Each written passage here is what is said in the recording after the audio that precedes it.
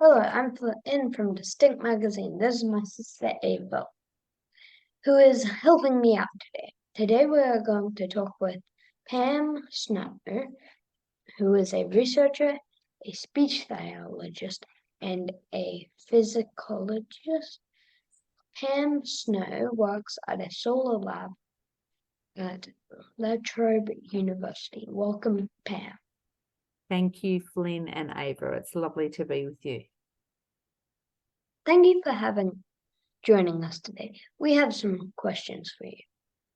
Great. What is the Solar Lab and where is it based? That's a really good question. So the Solar Lab, solar is an acronym. So that means it's initials that stand for something else. We're not studying the sun, unfortunately. That'd be a cool thing. Well, no, it'd be a warm thing to study. But solar stands for Science of Language and Reading.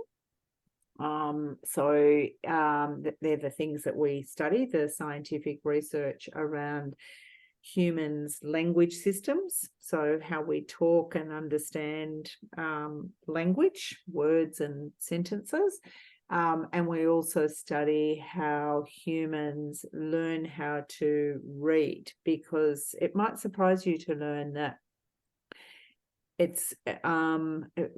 we think of oral language as being something that is quite innate for humans. It's something that we've evolved to do over probably a couple of 100,000 years, that we've had language as a form of communication as humans.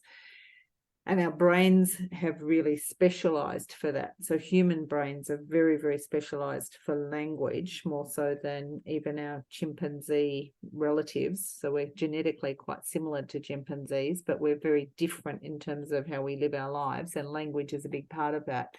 But reading and writing and spelling are not things that our brains have evolved to do on their own. So we call those biologically unnatural things for humans to do, things that we have to be taught how to do.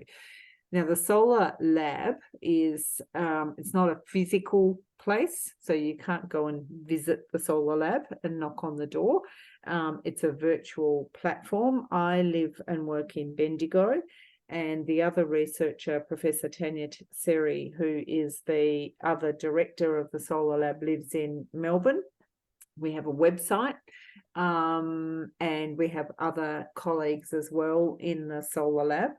But so it's a virtual entity, which will make sense to people your age. It's not a physical place, but it's part of the School of Education at La Trobe University.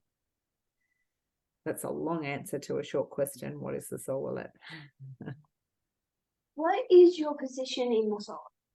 So I'm one of the directors with Professor Tanya Seri.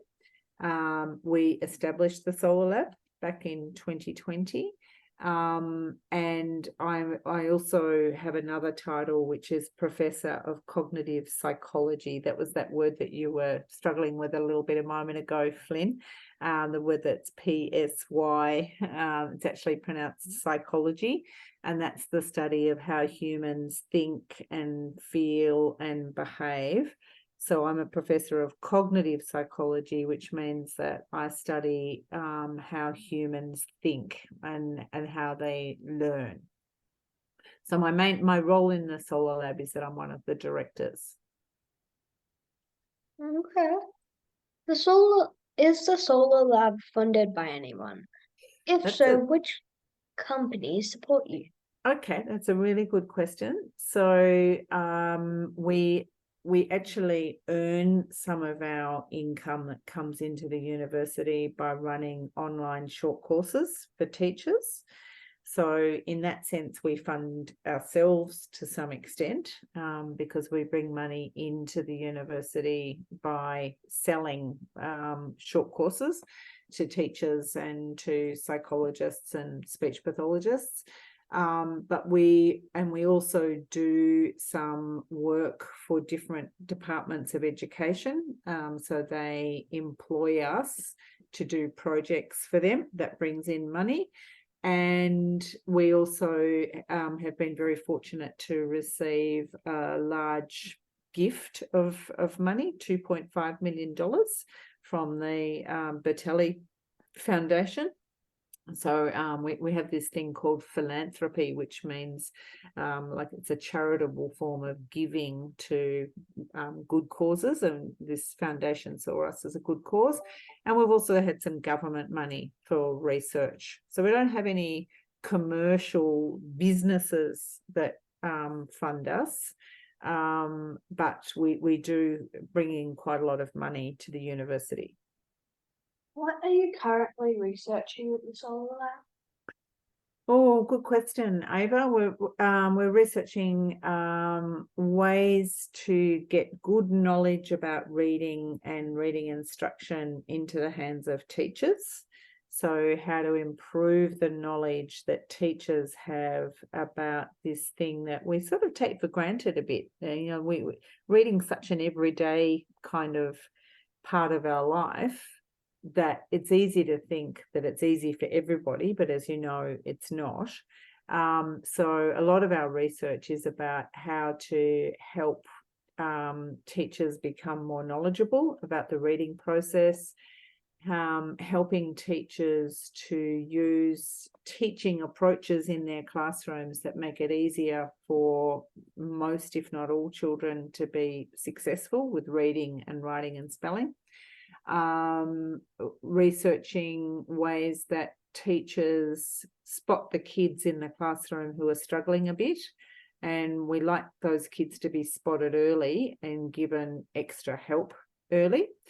And then we're looking at the kind of help kids get if we realise that they're struggling and falling a bit behind where they should be. We've also got a number of graduate students. So these are people who've already been to university and they're often working as teachers, and they're doing a thing called a PhD, which is the thing that ultimately means that you end up with the title doctor when you've finished that big piece of research that you do over usually 4 to 6 years. So it's quite a long time to be doing research, and you write up a whole lot of papers, research papers out of that work. So we've got probably somewhere around 8 or 10 graduate research students as well who we supervise. So, but most of our work is about strengthening, improving what's going on in schools, and also helping schools that want to change the way they teach reading. So schools that say, no, we don't like what we've been doing. We think it's maybe leaving some kids behind the way that we're approaching reading, and we want to do it differently, but we're not really sure how to go about doing that. So we work with those kind of schools as well. We noticed you have researched low literacy rates and youth operates. What are you finding about schooling and kids in prison?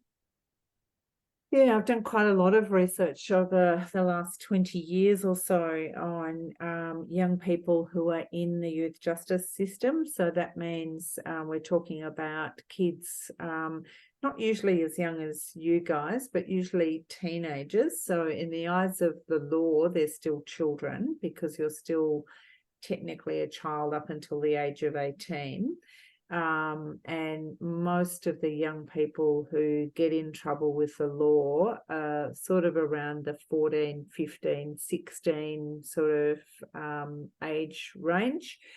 Some of them commit crimes that are so serious that they have to spend some time in a detention centre.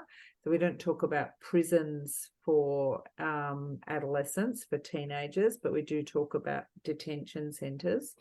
And some of them commit crimes that mean that they have to be supervised in the community, but they don't actually go into a detention centre. So they have to they might have to meet with a special person that we call a parole officer once a week, and they're often given extra support as well, because often these kids have really tricky stuff going on at home. The kids who get involved in breaking the law often kids who are in family environments that are families that are struggling a bit financially, maybe families that are not very tight, not very emotionally bonded together, where there's a lot of stress. So when kids are breaking the law, that's usually a sign that things are not going well in their families. So the research that I've done on that group of young people tells us that they often have difficulties with their language skills. So they're not very good at sitting and listening and taking information in, and they're not very good at putting words together in sentences to get across their ideas and thoughts. So they're maybe likely to sit and grunt a bit and say, "Oh, yep, no, I don't know." And that creates all kinds of problems for them in lots of ways. It can make things hard for them when they're, say, being interviewed by police.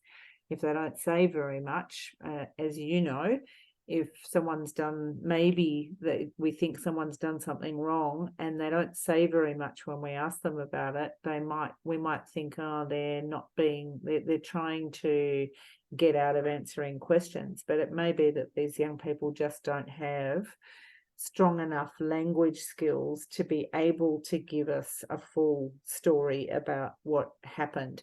I've also been very interested in their reading and writing and spelling skills, because these are kids who, unfortunately, the more involved you get with breaking the law and not being at school and being suspended and expelled, all of that kind of stuff, the less time you're spending at school, the less time you're learning.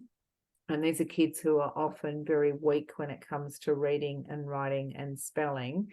So I guess one of my passions in this space is that we should be making sure that all children are learning reading, writing, and spelling to a very high level of ability right from the start, so that we're protecting the ones whose home lives are tricky and pretty disorganized, where they might be more likely to leave school early. We want everybody to have the chance of good academic experiences at school. And as you know, it's hard to succeed with the academic side of school if you can't read, write, and spell pretty well, if not very well. We have an international audience. Is this a unique Australian issue, or is it worldwide? It's worldwide. I think a lot of the research on the language and literacy skills of young people in the youth justice system has come out of Australia. We use the expression punching above our weight, which is an expression that comes from boxing or wrestling, I think. If you're doing better than people might expect you to, on the basis of how many people are in your research team or how much money you've got. Australia has contributed quite a lot of the research relative to our population and how many people are researching in this area. There's been a lot of research come out of England on young people in the justice system and their language skills.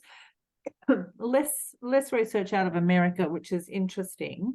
And I say that it's interesting because America locks up a remarkable number of young people. They take a much more hardline approach to young people who break the law and commit crimes, and they're more likely to send them to detention centres and lock them up than we are here. we tend to take what we call a more therapeutic approach to young people who break the law. That means we try to say, let's try and understand what's going on here, and remember that just punishing these young people might not be the best thing in terms of producing a good outcome.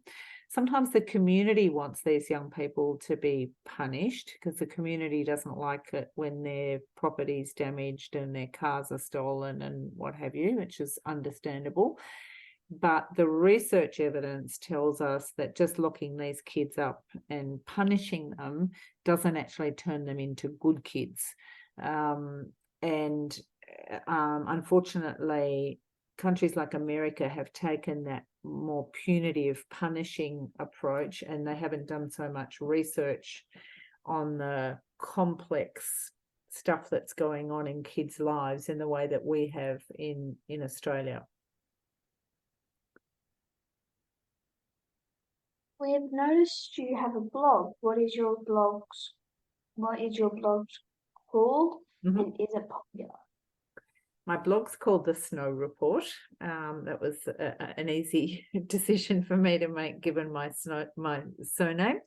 But I do tell people if they go looking for it that they need to put my name and Snow Report into a Google search, because if they just search for The Snow Report, they're going to find out where it's snowing in Australia. They won't find my blog. So my blog is a place where I write sometimes opinion pieces about things that are going on in education. I sometimes write about issues that people are talking about a lot. So that we say they're topical in, say, reading instruction. Sometimes I try to take something that I think is pretty complex, where I know teachers are not going to be able to get access to scientific journals, because not everyone can just go to a scientific journal's website and download the research articles. If I work in a university, so I get free access to them, but in many cases research articles that are inside scientific journals are what we call firewalled or paywalled, which means that you can only get access to them if you're prepared to pay quite a lot of money per article. So what I like to do in my blog is to kind of pull together some recent research and write about it for teachers, so that they're not having to be disadvantaged by the fact that they can't go to those journal websites and download the journal articles and read the research for themselves. And there's a comment section down the bottom, so people can add their own comments. They can disagree with me if they want to, as long as they keep it nice. They can agree with me, which is always nice, but sometimes they have a bit of a debate with each other, which is fine.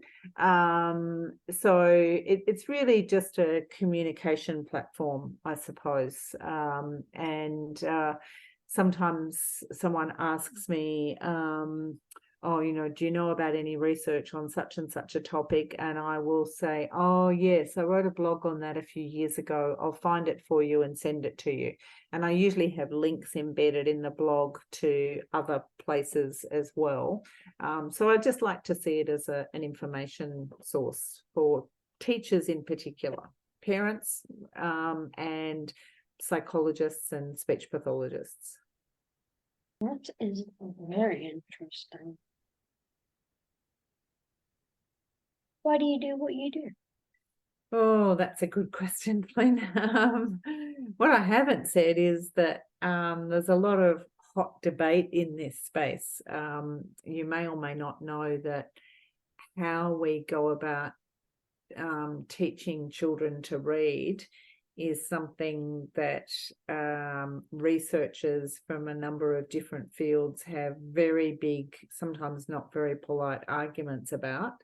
And we have this ongoing thing called the reading wars, where people, go to war. It's a war of words, I suppose, and ideas about teaching reading. And I suppose why I do what I do is because I believe in the importance of good scientific evidence.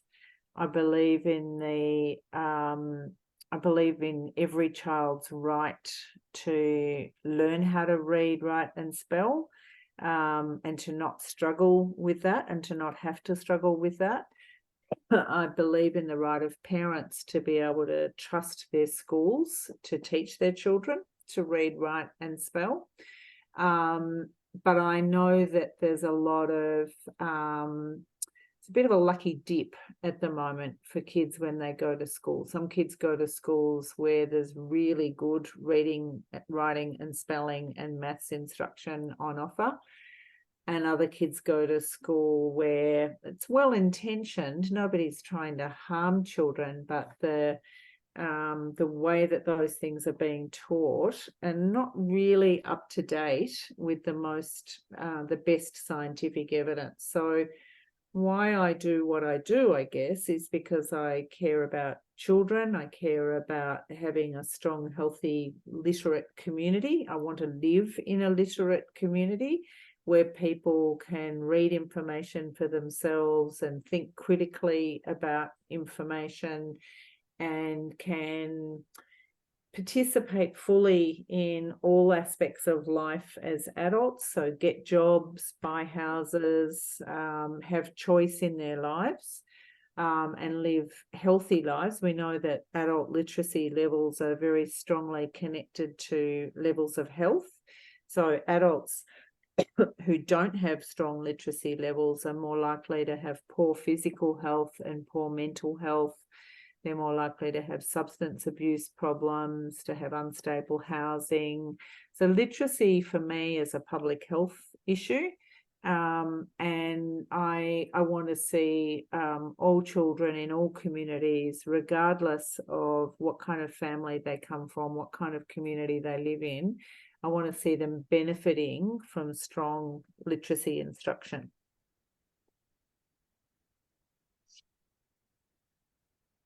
What is something fun about your job? Most of it's really enjoyable. I really do love almost everything about what I do. I get to interact with fantastic colleagues inside the university. I get to interact with fantastic colleagues outside, in schools, teachers and psychologists and speech pathologists, parents. I get to interact with other researchers in Australia and all around the world. Sometimes I get to travel to conferences in interesting places around the world. A few months ago, well, where are we now? No, just last month, because we're still in November, I was in a really big conference in America in Syracuse in upstate New York. So I do get to do some really fun and enjoyable things. So I think, all jobs have aspects of them that we don't love so much, but most of my job, I can say, yep, I enjoy that. I enjoy that. I enjoy that. I get a bit busy sometimes, but and I work quite long hours, but I'm happy to do that because I do. I believe in what we're doing in the Solar Lab, and I'm incredibly fortunate to work in a great team. Okay, what is your favorite place in Australia? Well, I live in Bendigo in central Victoria, and I really do love living here. I love the town. I love the surrounding countryside. But probably most of all, I love the fact that my two adult daughters live nearby. They both have two children. So I have 4 grandchildren who range in age from 8 down to nearly 6 months. And so because we all live close together, my husband and I get to spend a lot of time with our daughters and their husbands and their children. Now there are lots and lots of other places in Australia that I love visiting, but I'm very happy in my home in Bendigo. I am a bit of a homebody.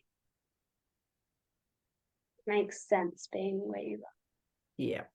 What is your favorite place on Earth? Favorite place on Earth? That's a tough one. I've been fortunate to travel to some beautiful places in the world. I mean, I would still say Bendigo because it's home, but in terms of other places, there are beautiful places that I've visited, like Florence in Italy and Venice in Italy. They were both beautiful. I've been fortunate to visit the Great Pyramids in Egypt. So I have lots of places that I've been to that are very memorable. Naming a favorite would be really hard. Florence and Venice would be up there, I think, as favorites. Very, very special, beautiful cities. What's a fun fact about you? Oh, well, I don't know whether there are too many fun facts about me. I'm a bit of an open book, I think. Something that people might not know about me is that when I was at secondary school, I was trying to decide for many years about whether I was going to study music or law. My decision to study speech pathology was quite a late one that I made about halfway through year 11. But until then, I'd been tossing up between music and law, and music was a very big part of my life at that time. I played the flute, and I did flute, excuse me, I did music as a year 12 subject. And I used to play in something called the Melbourne Youth Symphonic Wind Band, which is like an orchestra, but instead of stringed instrument, it just has more woodwind instruments. So where an orchestra has a lot of violins, a symphonic wind band has a lot of clarinets. And that's how I met my husband, because he played in the Melbourne Youth Symphonic Wind Band as well. And neither of us, unfortunately, plays music anymore. But we met when we did a concert tour when we were in year 12 of Japan. And we've been together ever since. So I keep saying when I retire, I'm going to start playing music again. We'll see. Okay. Thank you, Snow, for your time. We love that you are helping children with learning difference in your work. Well, thank you both for the opportunity to talk to you. I've really enjoyed being interviewed by you both. This is the first time I've been interviewed by children, and it's been a very special experience for me. So thank you. Thank you, everyone, for listening. That's Distinct out.